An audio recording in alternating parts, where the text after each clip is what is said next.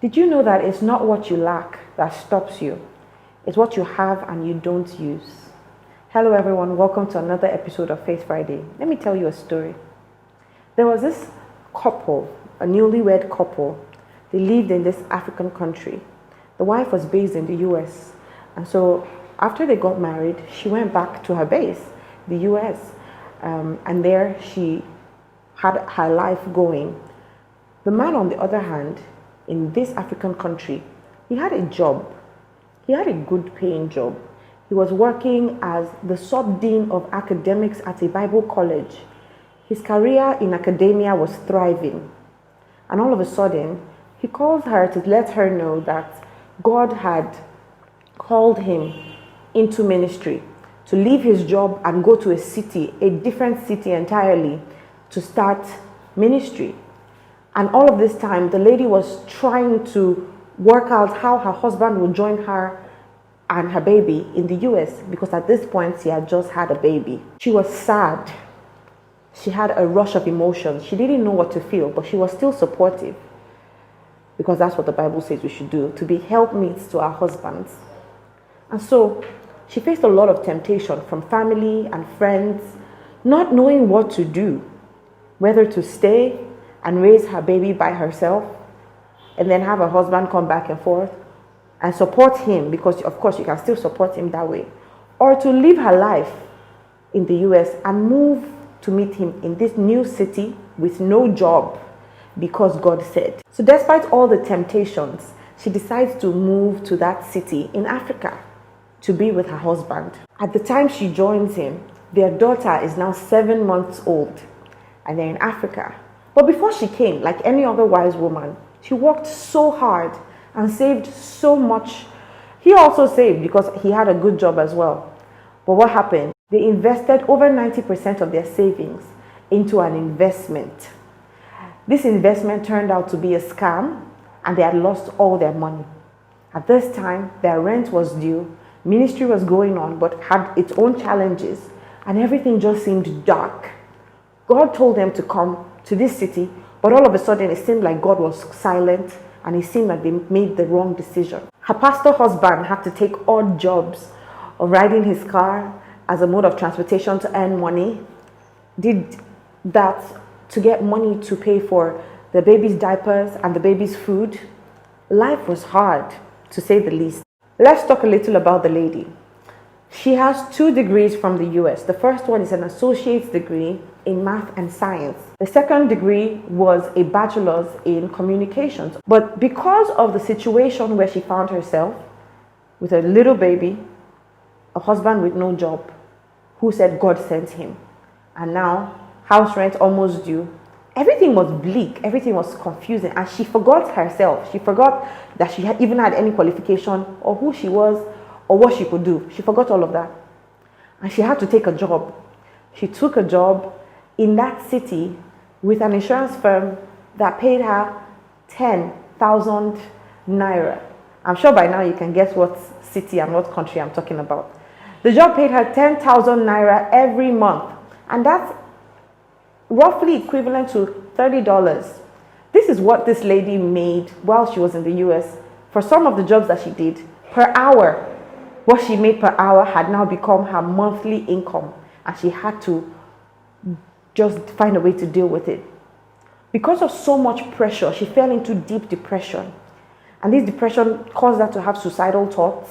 She even had thoughts of running away with her daughter, sometimes thinking of running away without her daughter. It was a mess. Another interesting thing about this lady is that she had a YouTube channel while she was in school. She started it while she was in school. But she had completely forgotten about this YouTube channel because figuring out what to eat the next day was already a challenge. YouTube was not in the books. And so her pastor husband comes to her and asks her, "What about your YouTube channel? What about that?" And then she gets really upset with him. "How dare you? Who are you to tell me about YouTube? We can barely afford to eat in this house, and you are telling me about YouTube? Do you even know what it takes to do YouTube? We don't even have money to buy internet data on our phone to watch YouTube. How much more create content for YouTube?" He, being the sweet, loving, and calm man that he is, didn't respond in violence, or he just kind of calmed the situation down. And the next thing, after a few days, he bought her a little device that kind of looked like a phone. It was a Wi-Fi device, and then he loaded some internet data on it, and he gave it to her as a gift. It touched her, and then she began to go back to YouTube, at least to watch, just to start with. And then so one time she decided to think about creating content again, and she went back to see what her earnings were while she was busy doing the verification, changing her country in the YouTube system from the US to Nigeria. And whilst she was doing the verification, she realized that she had been earning money, but she didn't even know. At this time, the earnings were over 6 months of earnings, over 6 months, 6 to 8 months worth of earnings. And she didn't even know. When the earnings came, when her YouTube earnings were paid, the money was enough to clear their rent. The money was also enough to take care of a few things with ministry.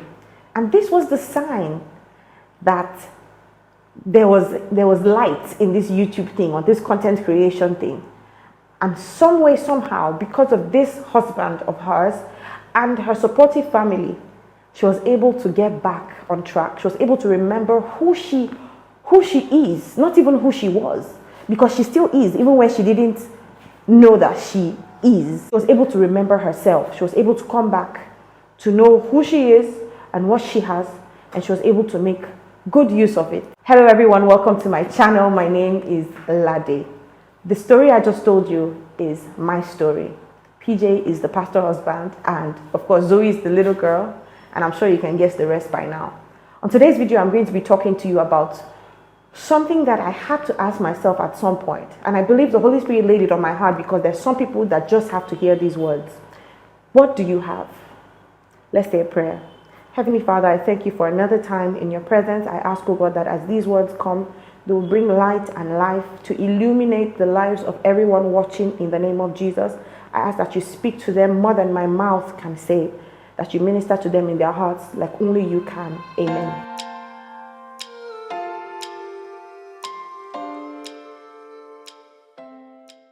In today's video, we're going to be talking about what you have, or rather, what do you have? How do you find it? How do you discover it? What can you do with this thing that you have? And lastly, we're going to be talking about some benefits of using what you have. Are you excited? Let's go. So let's dive into it without any further ado. And of course, like I always say, in no particular order, we're going to start with, what do you have? And some of you are looking at me like, Lade, I don't have anything. Whether it's money, whether it's funding, support, people, clientele. But my question today is, what do you have? So let's look at some things that you might have, but you don't even know that you have. The first one is a talent, something that comes natural to you, something that you do without stress. The next one could be a skill. Maybe it's something you learned and now you know how to do it, but you don't place so much importance and value on it because it's now common to you. See finish as enter. You have seen it finish.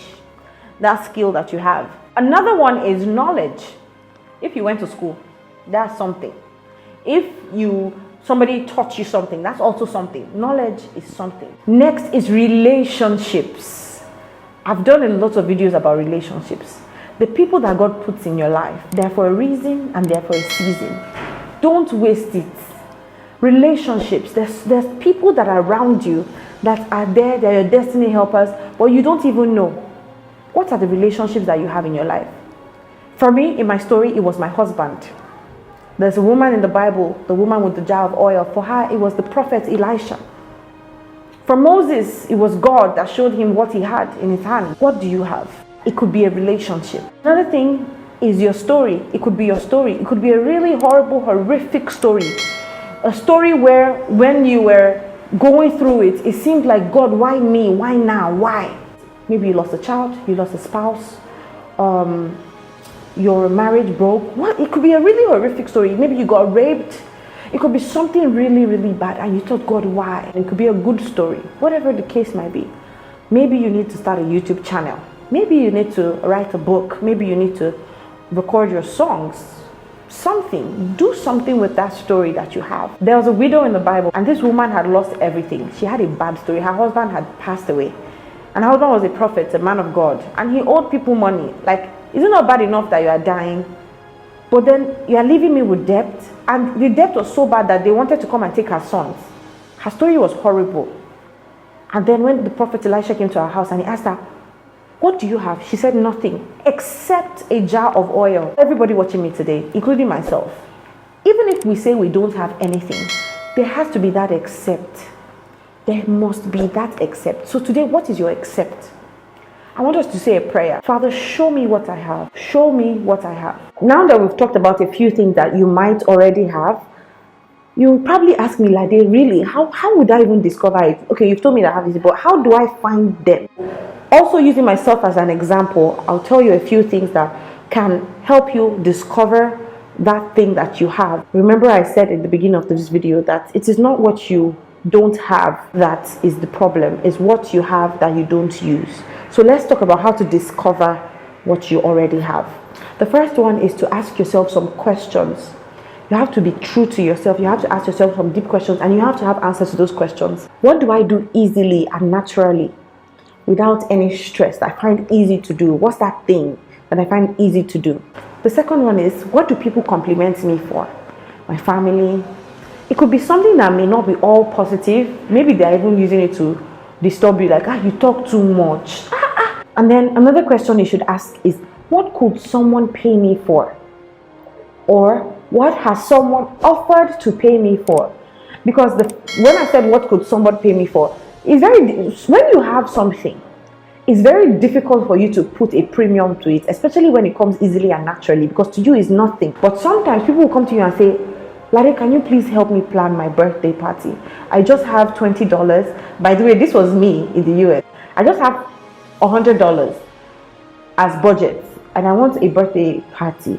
Can you please help me? And when we finish, I'll give you something next month. But this is something that came naturally to me, event planning. I'm not passionate about it, but I'm just naturally gifted in planning and coordinating and just being very meticulous and saving money at the same time. So what's your own that people have come to you for and say, please help me do it? I don't mind paying you.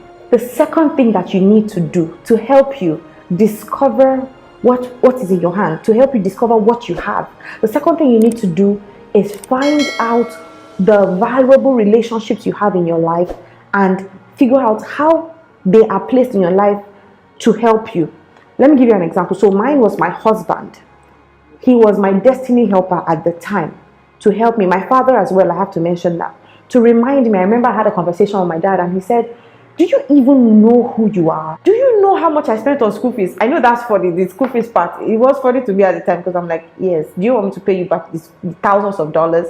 Because I was an international student.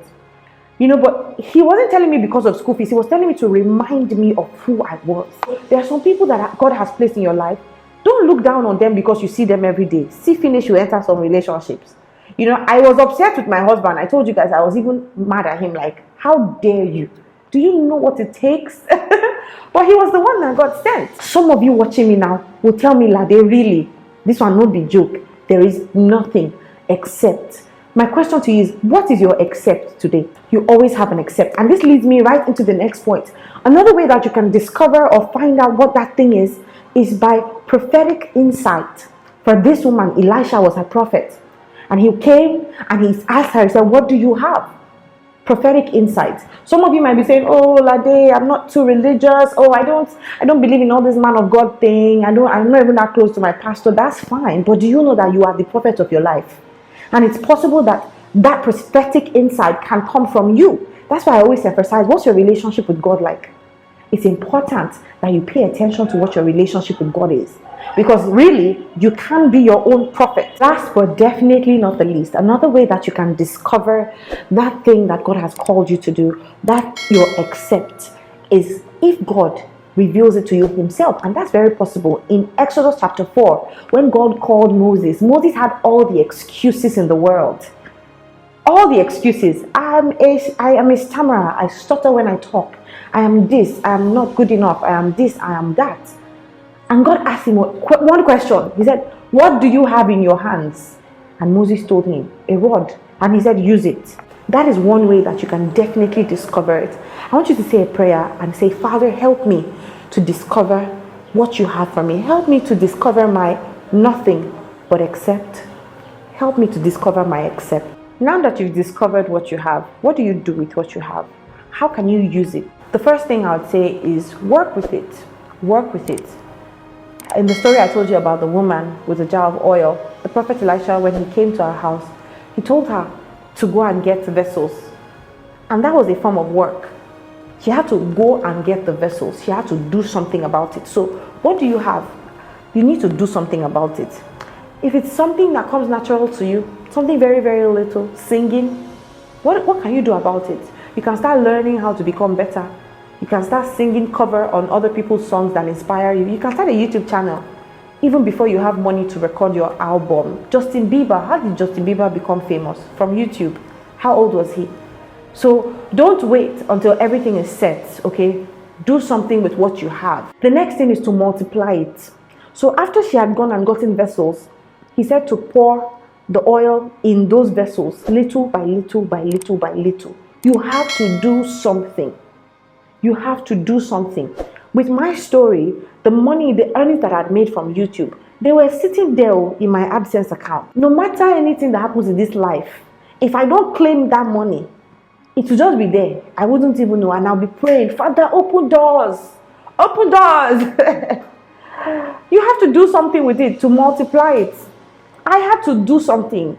Go through the verification process. It wasn't easy. I remember because of the mailing system in Nigeria and postal service, post office, before I could get it, in fact, I'd order one. They had to mail, Google had to mail a physical verification thing. It took forever. I could have been discouraged. But even while that was going on, I was multiplying it. I was thinking about content ideas.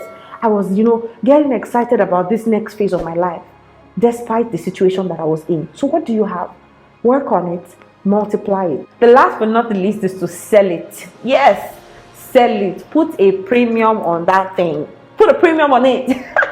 You can sell it after you've worked on it, after you've multiplied it. Let me tell you, when you have a skill or a talent, if you put in the required work, it will not be difficult for you to charge. When I first started off with YouTube and, after all this verification process, I started something called Passion to Profit. And when I started Passion to Profit, the idea was for it to be a free event where I would call young people because I wanted to preach the gospel of YouTube. I wanted everybody to start a channel. I wanted everybody to, come and see how you can earn money if you're a creative. You don't wait for funding to come. Like if you just put your content out there, you can earn money from AdSense, you can earn money from ads. So I was really passionate about this thing. And I said, okay, I was going to put something together, an event. We're going to call it Passion to Profit. God bless PJ, he came up with that name. And we're going to teach them, but it was going to cost us a lot of money, hundreds of thousands of naira. And we did the first Passion to Profit. Although we put a price tag to it, we barely collected anything. We had over 50 people in attendance, and we barely took anything from people. We had the second edition in Ibadan. And that one was a free one because God had instructed us to do it for free. But at that time, because of what I'd gone through with preparing for Passion to Profit, by the way, Passion to Profit is a workshop on personal branding and YouTube and content creation. I remember that time, I went through so much preparing for it, and I became another person. After Passion to Profit, trust and believe, I now charge for consultations. Why? Because I've done it so many times. With the Ibadan one, we had over 100 people show up. It was such a great success. They were taught on personal branding. They were taught on creating content and YouTube. Some of them started their YouTube channels. Some of them have YouTube channels now, and I'm very proud of them. One of them is Daddy's Corner. You should watch him, Ayo. He has been very consistent with his channel, and I'm just very happy with what God has in store for him. But trust and believe, since I finished Passion to Profit, and I know what my eyes saw doing that, I had worked on what God had given me, I'd multiplied it, and then the next thing is to sell it. I do consultations now for brands, for individuals, people who want to start YouTube channels, people who just are in that creative haze where everything is cloudy and they don't know how to arrange it. Like, they help me. I've not made it public yet, but I do it. And people that know, most of my clients come from referrals. I do that now, and I have no problem at all charging. I'm saying it because don't come and DM me and say, like, they come and do consultation for me. It's not free, my love, because I know what I went through before I could get that knowledge, before I could become who I am now. The prophet Elisha told the woman, he said, now go and sell it, pay off your debt, and the rest your sons should live on. Do you think she would just after the oil is finished, that will be it. I don't think so. She knows what her eye has seen before she can get those oils. So it will be no problem selling it. It's okay to sell the gift that God has given you. When you work on it, when you multiply it, don't just sit down and you're mediocre. You don't really know what you're doing, and you're saying, I want to do a master class. Which master class? What are you going to teach? I mean, people do it now. A lot of people do it now. But I mean, hone your craft. Be the master in your game. And so when you charge, people will say, okay, yes. I don't have so many clients now, but the ones I have, they know that the value they've gotten for the price they've paid is way more than what they could ever have paid for. The prayer you can pray to help you. You can say, Father, help me to work on what you have given me. Help me to work on what you have given me. Help me multiply what you have given me. Give me the grace to multiply it. And help me, Lord, to package myself and sell myself the right way. To package what I have, what you've given to me, and sell it. Help me. We cannot overemphasize the help of God. We need God's help in everything because that is where He's glorified. Let's talk about a few benefits of using what you have. The first one, and it's one that I really like. The first benefit is that you become a blessing. You live a life of impact. One of the characteristics of great people is that their purpose is not about them. It's about other people. When you find yourself in a position in life where your work, your business, whatever it is that you do is not about you, but it's about helping other people, then you now leave just the existing survival. Oh, I'm doing my 9 to 5 and I'm getting paid and I'm able to sustain my family for the month.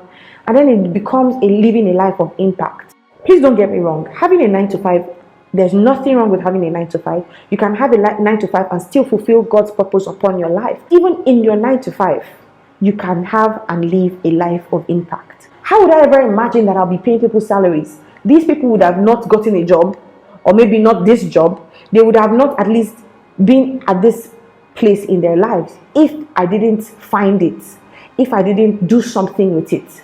So too many people are dependent on you. You can't afford to fail. You can't afford to take it with levity. You can't afford to just leave things to chance. You have to be serious about your business, about your career, about your purpose, and whatever it is that you're called to do.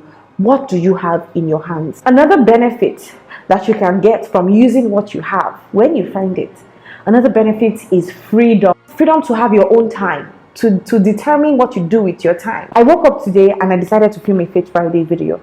I could have just decided to stay in bed. I could have just done something, play with my daughter, but I'm able to schedule my time. I have that freedom. There's nobody telling me that if you don't come today, forget about your pay at the end of the month. There's nobody telling me that. I have a responsibility and I know that I have to structure my time. Okay, so freedom to structure your time. If you have a 9 to 5, there are levels to this 9 to 5 thing. I just have to say that. There's a level you get to even with your 9 to 5 that your skill or your ability or that thing that you bring to the table that's different. There's a level you get to that you call the shots. Your employer doesn't call the shots. Have you seen those people that come to the office just for a few minutes? They call them consultants. They come and consult and they get your whole month salary for just 1 hour of consultation. That's another level of career. That's another level of this 9 to 5. But they have, also been able to get freedom from it, freedom for time. Do you have a 9 to 5 and you can't worship God, or you can't preach the gospel, or burdens on your heart and you can't express them? Finding what you have and using it can set you free. Freedom, that's one of the benefits. The list is endless. If you have some other points about the benefits of finding what you have, you can let me know in the comments. But last but not the least, I would like to mention is fulfillment. You realize and discover that you're not just living for living. You're not just a hamster in a roller coaster where you keep going around and around and around. You're fulfilled doing what you are being called to do when you find that thing. Fulfillment is not just work as usual. It becomes working with meaning, working for impact, working for change. And this could be anything. I don't want you to look down on whatever it is that is your accept. Don't look down on it. Here are some prayer points that I think you should pray to help you manage these benefits. Because if we don't pray and if we don't know how to manage it, then we can run into trouble. The first benefit I mentioned is living a life of impact. You can pray that, Father, please help me live a life of impact. Help me manage the people that you bring my way. Help me learn how to work with people better.